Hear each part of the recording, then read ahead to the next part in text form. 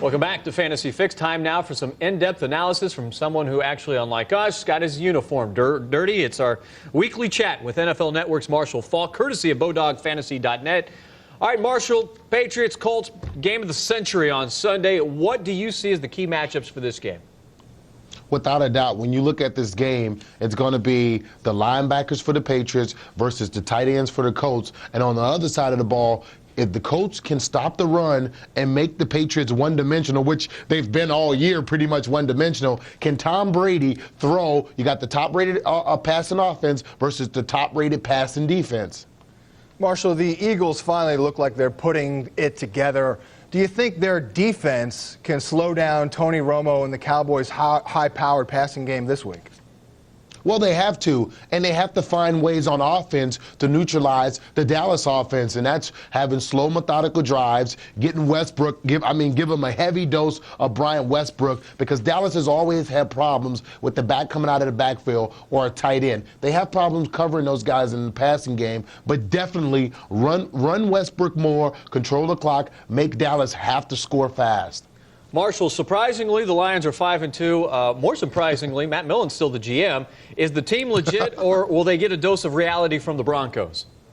They are a legit team, without a doubt. But the one thing is, when you look at the Broncos, you say, okay, yeah, Champ Bailey, Dre Bly, they can cover the two outside receivers. But then you go inside with Detroit, when they go to their four wideout sets, you look at Mike Fury and Sean McDonald, guys that poses matchup problems for your backup cornerbacks. But the one thing that's evident, they are running the ball. Detroit's running the ball. Kevin Jones has given them a spark. He's averaging almost 5 yards a carry. And that offense is doing a better job at keeping their defense off the field by not turning the ball over. Denver, on the other hand, Jay Cutler looks great.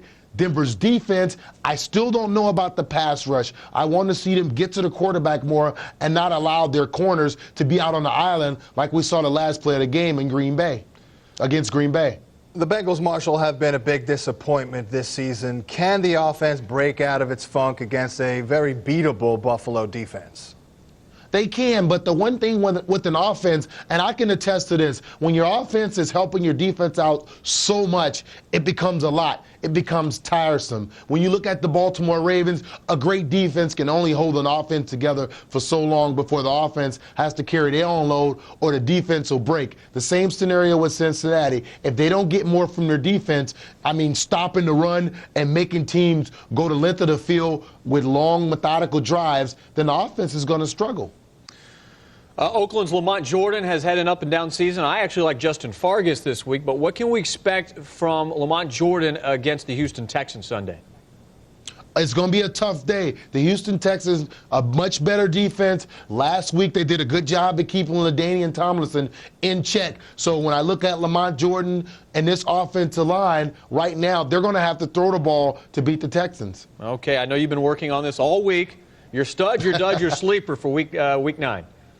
My stud is Tony Gonzalez. When you look at Tony Gonzalez and what he does for the Kansas City Chiefs, going up against the Green Bay defense, that when you look at the linebackers and who they faced the last 3 weeks, the tight ends have had huge games. It started with Chicago, then it went to Washington, and then you look at the last game against Denver, they obviously moved the ball. Green Bay's defense, they don't cover tight ends well. My sleeper, you got to look, my dud, you got to look at Adrian Peterson going up against the San Diego Chargers. The one thing the Chargers do is stop the run. They probably have the best nose tackle in the game in Jamal Williams. And then when you think about the sleeper, this guy, Marshawn Lynch, going up against the Bengals, who we just talked about, he's only had 100-yard rushing game. I'm looking for him to maybe eclipse 200 yards because the Cincinnati Bengals run defense is that bad right now.